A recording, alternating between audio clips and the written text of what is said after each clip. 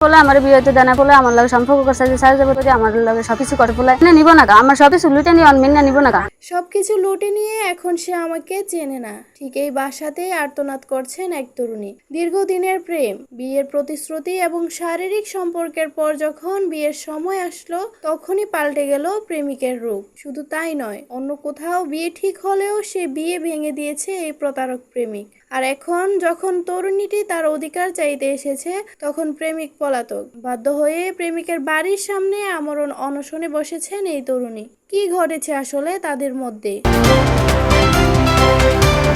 ঘটনা শুরু হয় কয়েক বছর আগে। বিয়ের প্রলোভন দেখিয়ে ওই তরুণীর সাথে প্রেমের সম্পর্ক গড়ে তুলে এলাকারই এক যুবক। তরুণীর অভিযোগ, সম্পর্কের এই দীর্ঘ সময়ে বিয়ের প্রতিশ্রুতি দিয়ে তার সাথে একাধিকবার শারীরিক সম্পর্ক স্থাপন করা হয়।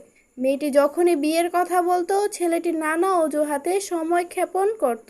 এক পর্যায়ে মেয়েটির পরিবার অন্য জায়গায় তার বিয়ে ঠিক করলে সে খবর শুনে প্রেমিক যুবকটি বাধা হয়ে দাঁড়ায় এবং হবু বরের কাছে নানা কুৎসা রটিয়ে সে বিয়ে ভেঙে দেয়। সে সময় সে কথা দিয়েছিল সে নিজেই তাকে ধুমধাম করে বিয়ে করবে। কিন্তু ভাগ্যের নির্মম পরিহাস, অন্য জায়গায় বিয়ে ভেঙে যাওয়ার পর যখন ওই তরুণী প্রেমিককে বিয়ের জন্য চাপ দেয় তখনই সে সম্পূর্ণ যোগাযোগ বন্ধ করে দেয়।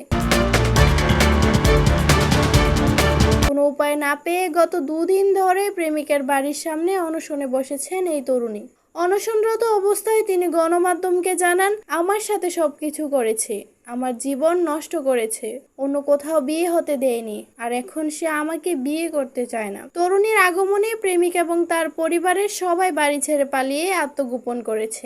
এই ঘটনা এলাকায় জানাজানি হলে তীব্র চাঞ্চল্যের সৃষ্টি হয়। অনশনরত তরুণীকে দেখতে ভিড় জমাচ্ছেন উৎসুক জনতা।